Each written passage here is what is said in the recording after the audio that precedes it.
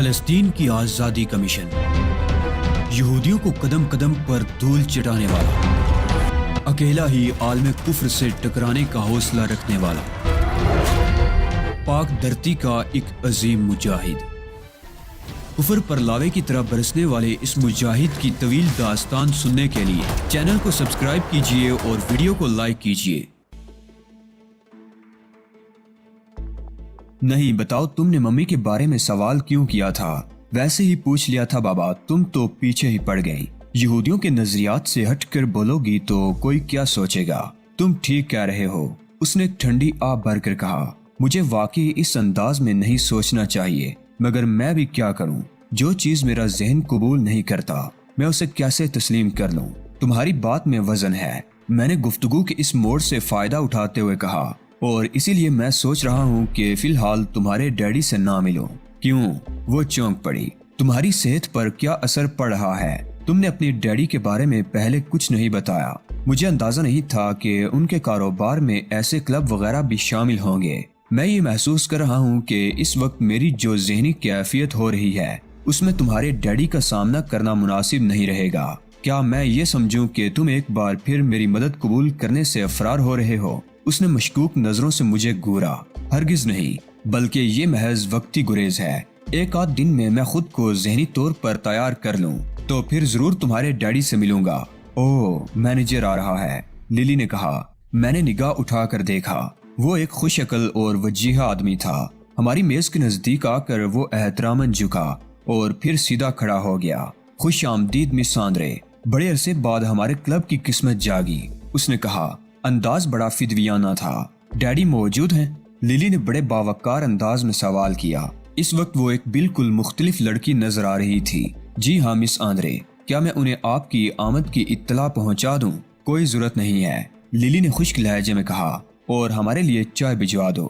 مگر یہ dining hall ہے مس آندرے، مینیجر بوکھلائے ہوئے انداز میں بولا، اور ڈائننگ ہال میں چائے سرو نہیں کی جاتی، یہی کہنا چاہتے ہو نا تم؟ للی نے اسے گورا۔ جی ہاں، مینیجر اور زیادہ بوکھلا گیا۔ تم ایسا کرو کہ چائے کے بجائے کلب کے قواعد و ضوابط کی ایک کاپی مجھے بھجوا دو تاکہ میں اپنی یادداشت تازہ کر سکوں، للی طنزیہ لہجے میں بولی۔ مینیجر نے کوئی جواب نہیں دیا، اس کے ماتھے پر پسینے کی بوندیں ابھر آئی تھی۔ جاؤ جا کر چائے بھجواؤ، للی غرائی۔ ہم اسی میز پر چائے پیئیں گے۔ مینیجر سر پٹ دوڑا چلا گیا۔ یقیناً وہ دل ہی دل میں سستا چھوٹ جانے پر خدا کا شکر ادا کر رہا ہوگا۔ تم نے اس بیچارے کے ساتھ زیادتی کر دی، میں نے للی سے کہا۔ وہ بیچارہ ہے، للی نے آنکھیں نکاری۔ دیگر یہودیوں کی طرح وہ بھی لالچی ہے۔ مجھے نفرت ہے لالچی لوگوں سے۔ میں اسے حیرت سے دیکھتا رہ گیا۔ وہ کتنے دڑلے سے یہودیوں کی ذہنیت کو برا بلا کہے جا رہی تھی، جبکہ وہ خود بھی یہودی تھی، اور ایک میں تھا جو دراصل یہودی نہیں تھا، مگر میری زبان پر مصلحتوں نے تالے ڈال رکھے تھے۔ یہودیوں کا بہت بڑا دشمن ہونے کے باوجود میں مارے خوف کے زبان سے ایک لفظ نہیں نکال پا رہا تھا کہ کہیں کوئی میری طرف سے مشکوک نہ ہو جائے۔ یہ اندر کا خوف تھا۔ کسی نے سچ کہا ہے، خوف کہیں باہر سے نہیں آتا، وہ تو آدمی کے اندر ہوتا ہے۔ آدمی باہر سے کتنا ہی مضبوط کیوں نہ ہو، لیکن اگر اندر سے کمزور ہے تو ہر لہجہ لرزتا رہتا ہے۔ اندیکھے اندیشے اور وسوسے اسے ہر آن اپنی گرفت میں لیے رکھتے ہیں، اور اگر کوئی شخص باہر سے کمزور مگر اندر سے مضبوط ہو تو اسے کوئی خوف نہیں ہوتا۔ اس کی زندہ مثال میرے سامنے موجود تھی۔ للی کی جرأت کی وجہ سے مجھے اس پر رشک آنے لگا، لیکن ہر جگہ کے کچھ ضابطے ہیں اور ہمیں اخلاقاً ان ضابطوں کا احترام کرنا چاہیے، میں نے کہا۔ ضرور کرنا چاہیے، لیکن مجھے اس جگہ سے ہی اختلاف ہے۔ یہاں جوا کھیلا جاتا ہے، جوا کھیلنا بھی اخلاقی جرم ہے۔ میں اس کلب کے اصول کی خلاف ورزی کر کے گویا ایک قسم کا احتجاج کر رہی ہوں۔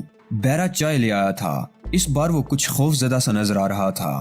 شاید مینیجر نے اسے للی کے بارے میں بتا دیا تھا، اور میں سوچ رہا تھا کہ مجھے کسی بھی وقت لبیب سے شی گورائے روانہ ہو جانا ہوگا، جس کے لیے مجھے رقم کا بندوبست بھی کرنا تھا۔ اس کی 2-3 صورتیں میرے ذہن میں تھی۔ ایک صورت تو یہ تھی کہ میں گرے سٹون کمپنی سے رقم لے لیتا جو مجھے بآسانی مل جاتی، لیکن میں نہیں چاہتا تھا کہ ڈینس کو کوئی مالی نقصان پہنچاؤں۔ اس کے ذریعے میں نے بہت فائدے اٹھا لیے تھے، اس کے عوض میں اسے کوئی نقصان نہیں پہنچانا چاہتا تھا۔ دوسری صورت یہ تھی کہ لکی ہاورڈ سے کہوں کہ وہ اپنے ہمراہ کچھ رقم لے لے، مگر یہ بھی میرے لیے قابل قبول نہیں تھا۔ لکی ہاورڈ تو خود مجھ پر انحصار کر رہی تھی۔ یہ مناسب نہیں معلوم ہوتا تھا کہ میں اس پر اپنی کوئی کمزوری ظاہر کروں۔ تیسری اور آخری صورت یہ تھی کہ میں اپنی صلاحیتوں کے بلبوتے پر رقم حاصل کروں، اور یہی ایک صورت میرے لیے قابل قبول تھی۔ میرے لیے رقم کا حصول کوئی مسئلہ نہیں تھا، لیکن میں تل ابیب میں رہ کر ایسا کوئی قدم نہیں اٹھانا چاہتا تھا جس سے میری راہ میں بلا وجہ کے مسائل پیدا ہوں۔ لہٰذا رقم کے حصول کے لیے کوئی ایسا ذریعہ اختیار کرنے سے گریز کرنا چاہ رہا تھا جس کے لیے مجھے قانون شکنی کا مرتکب ہونا پڑتا۔ میں ذرا برابر رسک لینے کا بھی متحمل نہیں ہو سکتا تھا، اور اس کے لیے سب سے بہترین طریقہ جوا تھا، جسے اس کلب میں سرکاری سرپرستی حاصل تھی۔ میں جوا کھیل کر جو بھی رقم جیتتا وہ میرا قانونی حق ہوتی۔ تم نے جوئے کے بارے میں سوال کیوں کیا تھا؟ للی نے یوں پوچھا جیسے اس نے میرے خیالات پڑھ لیے ہوں۔ کیا تم بھی جوا کھیلتے ہو؟ نہیں، میں نے کہا، تمہاری طرح میں بھی جوا کھیلنے کو برا سمجھتا ہوں، لیکن اگر مجھے ضرورت پڑ جائے تو میں اپنی ضرورت کی حد تک کھیلنے میں کوئی آر بھی محسوس نہیں کروں گا۔ تم جھوٹ بول رہے ہو، وہ ہنسی۔ اگر تمہاری بات درست مان لی جائے تو سوال یہ پیدا ہوتا ہے کہ تم نے ٹیکسی کیوں فروخت کر دی تھی؟ تم اپنی ضرورت پوری کرنے کے لیے جوا ہی کھیل سکتے تھے۔ ایک جھوٹ کو چھپانے کے لیے 100 جھوٹ بولنے پڑتے ہیں۔ اس وقت بھی یہی ہوا۔ میں نے اسے ایک جھوٹ بولا تھا اور اب تک اس زمن میں کئی جھوٹ بول چکا تھا، اور اب ایک اور جھوٹ بولنے کے لیے خود کو تیار کر رہا تھا۔ پہلے میں نے یہی کیا تھا، میں نے بڑے سکون سے کہا۔ جب میں جوئے میں ہار گیا تو مجھے ضرورت پوری کرنے کے لیے ٹیکسی بیچنا ہی پڑی۔ تم مذاق کر رہے ہو، اس نے یوں کہا جیسے اسے میرے جوا کھیلنے کی خبر سن کر سخت صدمہ پہنچا ہو۔ ابھی مجھے مزید رقم کی ضرورت ہے، میں نے سنی انسنی کرتے ہوئے کہا، لہٰذا مجھے بتاؤ کہ کیا میں یہاں جوا کھیل سکوں گا؟ میں تمہیں اس کا مشورہ نہیں دوں گی، للی نے بے ساختہ کہا۔ میں تم سے مشورہ نہیں مانگ رہا، صرف یہ پوچھ رہا ہوں کہ تم اس سلسلے میں میری کیا مدد کر سکو گی، میں نے خشک لہجے میں کہا۔ میں تو تمہارے فائدے کے لیے کہہ رہی تھی، مجھے ہاں یا نہیں جواب چاہیے، میں نے حتمی انداز میں کہا۔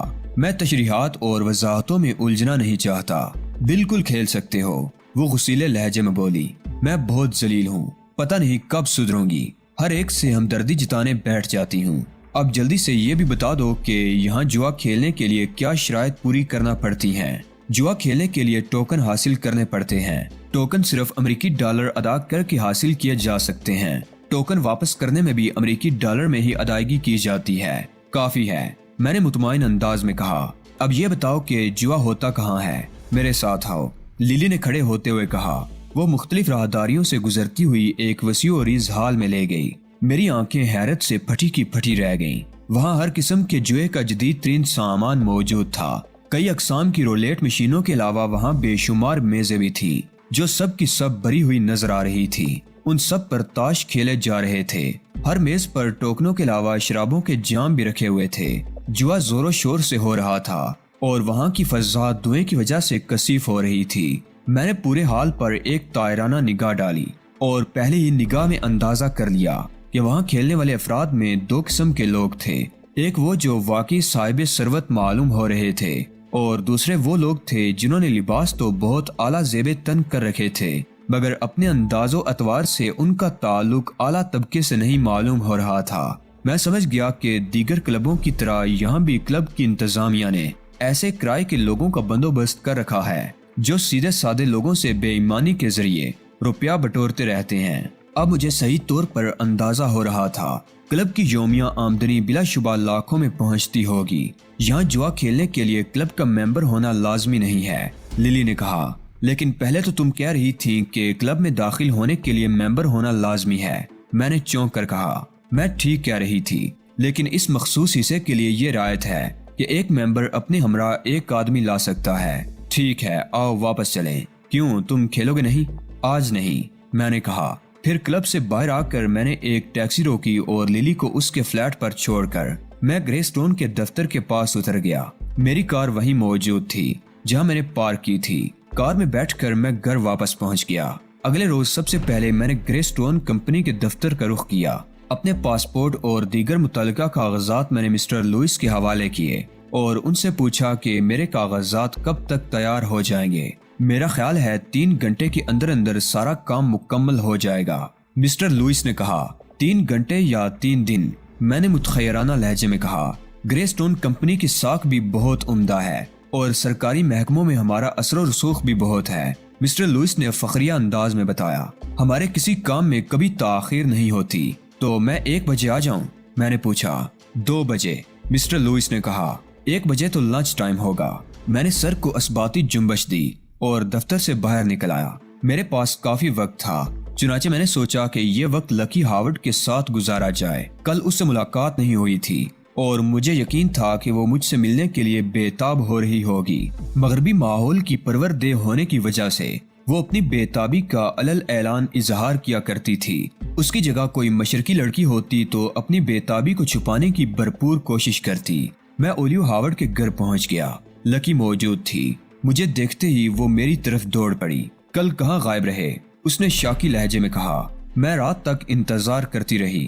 یہاں سے روانگی کے انتظامات میں بری طرح الجھا ہوا تھا۔ مجھے افسوس ہے کہ میری وجہ سے تمہیں کوفت اٹھانا پڑی۔ اپنا پتہ نہیں بتاتے تو کم از کم فون نمبر ہی دے دو تاکہ میں کم از کم فون ہی کر لیا کروں کہ کیوں میری جان کے در پہ ہوئی ہو۔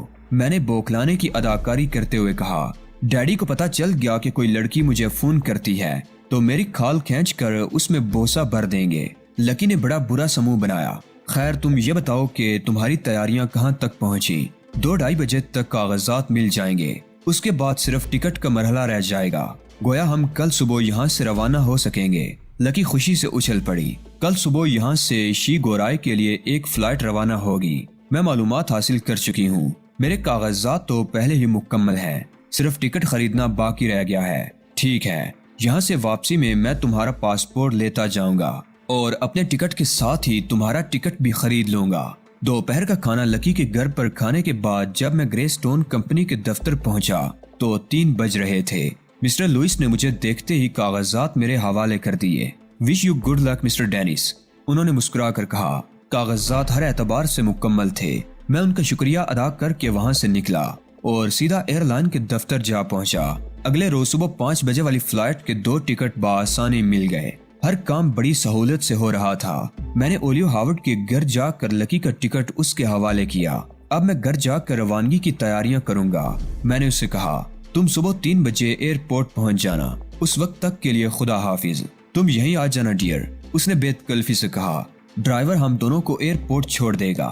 نہیں، ممکن ہے ڈیڈی مجھے چھوڑنے ایئرپورٹ تک جانے کو تیار ہو جائیں۔ اگر ایسا ہو گیا تو پھر کیا ہوگا؟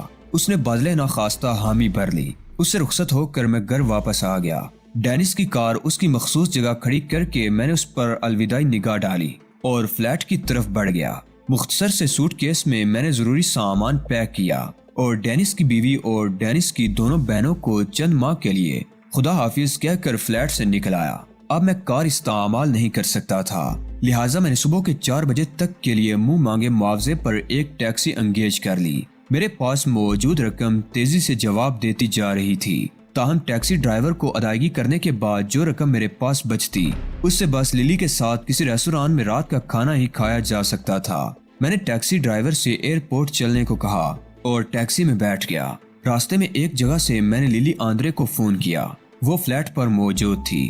تم کہیں جانا مت، میں نے اسے اپنا نام بتا کر کہا۔ میں 1 گھنٹے بعد تمہارے پاس پہنچ رہا ہوں۔ ایئرپورٹ پر میں نے صبح والی فلائٹ کے لیے سوٹ کیس ایئر لائن کے عملے کے حوالے کر دیا۔ انہوں نے میرے سوٹ کیس پر ٹیگ لگا کر ایک ٹیگ میرے حوالے کر دیا۔ اب مجھے سوٹ کیس کی طرف سے بھی بے فکری ہو گئی تھی۔ میں آزادانہ طور پر للی کے ساتھ کلب جا کر رقم بنا سکتا تھا۔ رات کا کھانا کھانے کے بعد میں اور للی کلب پہنچے تو رات کے 9 بج چکے تھے۔ میرے پاس کھیلنے کے لیے رقم نہیں ہے، کیا تم ٹوکن حاصل کر سکو گی؟ میں نے اس سے پوچھا۔ جتنے تم چاہو، اس نے کہا۔ میں نے سر کو اثباتی جنبش دی اور ہم اس حال میں داخل ہو گئے جہاں سرکاری سرپرستی میں وسیع پیمانے پر جوا کھیلا جاتا تھا۔ کل کی طرح آج بھی وہاں خاصا رش تھا، مگر آج چند میزیں خالی بھی نظر آ رہی تھی۔ میں نے تیزی سے حال کا جائزہ لیا۔ ایک میز پر 3 افراد بیٹھے فلیش کھیل رہے تھے۔ ان میں سے ایک کوئی معزز آدمی معلوم ہوتا تھا، جبکہ بقیہ 2 کلب کے گرگے تھے۔ بظاہر وہ بھی معزز ہی دکھائی دیتے تھے، مگر وہ میری تجربہ کار نگاہوں سے بچ نہیں سکتے تھے۔ للی نے میری دلچسپی بانپ لی۔ کسی اور ٹیبل پر کھیلنا، اس نے دبی زبان سے کہا۔ یہ لوگ چھٹے ہوئے بدماش ہیں، کوئی بھی ہو اس سے کوئی فرق نہیں پڑتا، میں نے بے پرواہی سے کہا اور اسی ٹیبل کی طرف بڑھ گیا۔ للی کو بھی میرا ساتھ دینا پڑا تھا۔ تم ٹوکن منگوا لو، میں نے للی سے کہا۔ 1 منٹ ٹھہرو، मैं खुद मैनेजर से कह कर आती हूँ, उसने कहा और हाल से बाहर निकल गई। मैंने नोट किया कि वहाँ मेजों पर नंबर पड़े हुए थे। जिस मेज की तरफ मैं बढ़ रहा था उसका नंबर 9 था। 9 नंबर मेज पर खेलने वाले उन 2 अफराद ने, जो क्लब के गुर्गे थे, मेरी दिलचस्पी महसूस कर ली थी और मुझे कनखियों से देख रहे थे। शायद ये अंदाजा लगाने की कोशिश कर रहे थे कि शिकार कितना तगड़ा है। मैं लिली की वापसी तक उनसे दूर रहना चाहता था, इसलिए मैं दूसरी तरफ मुतवज्जे हो गया।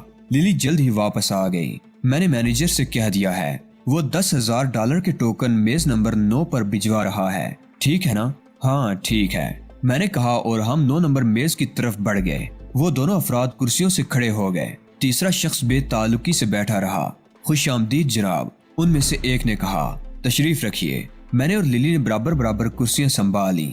आप लोग शायद पहली बार यहाँ आए हैं, दूसरे शख्स ने कहा। इससे क्या फर्क पड़ता है? मेरा लहजा चुपता हुआ था। अगर हमारा ख्याल गलत नहीं है तो आपको ये बताना जरूरी है कि यहाँ ऊंचा खेल होता है। उसके लहजे में हल्का सा तंज था। अगर हमें ये शुबा भी हो जाए कि यहाँ ऊंचा खेल नहीं होता तो हम फौरन वापस चले जाएं। मैंने गुस्सीले लहजे में कहा, जरा एक बार हमारे टोकन आ जाएं, फिर तुम देखना, ये सिलसिला रुकेगा नहीं। उन दोनों ने मानी खेज नजरों से एक दूसरे को देखा। उसी वक्त बेरा एक ट्रे में टोकन लेकर आया और उसने ट्रे मेरे सामने रख दी। खेल नई गड्डी से शुरू होगा, मैंने कहा। जैसे आपकी मर्जी, उन्होंने कहा और बेरे को इशारा किया, जिसने कई गड्डियां लाकर मेरे सामने रख दी। मुझे मालूम था कि उन पैक गड्डियों के अंदर भी निशान ज़दा ताश होंगे, लेकिन नई गड्डियों के इस्तेमाल का एक फायदा ये होता कि उनकी हरकतें मेरी नजर में रहती। मैंने एक गड्डी मुंतखब की और अपने हाथ से उसे खोल डाला। पत्ते उसी तरतीब में थे जिसमें कंपनी से पैक होकर आते हैं। मैंने उनसे पूछे बगैर पत्ते पीसे और गड्डी कटवा कर 4 अफराद के दरमियान पत्ते बांट दिए। किसी ने कोई एतराज नहीं किया था। मुझे एक एक कार्ड का इल्म था। सबसे बड़े पत्ते उस तीसरे शख्स के पास गए थे। पहला हैंड वो तीसरा शख्स जीता था। नतीजतन दूसरी बार पत्ते उसने बांटे। मेरी तमाम तर तवज्जो पत्तों पर मरकूज थी। खेल होता रहा। मैं बेपरवाही से खेल रहा था। मेरे सामने मौजूद टोकनों की ढेरी तेजी से घटती जा रही थी। वो दोनों ही शार्पर थे और मुस्तकिल पत्ते लगा रहे थे, मगर उनकी एक एक हरकत पर मेरी नजर थी। मैंने उन्हें टोका नहीं और ना ही मैंने उन पर यह जाहिर होने दिया कि मैं कुछ समझ रहा हूँ। कभी कभी वो दिखावे के लिए हार भी जाते थे। लिली पर इस्तराबी कैफियत तारी थी। वो बार बार पहलू बदल रही थी, मगर जुबान से कुछ नहीं कह रही थी।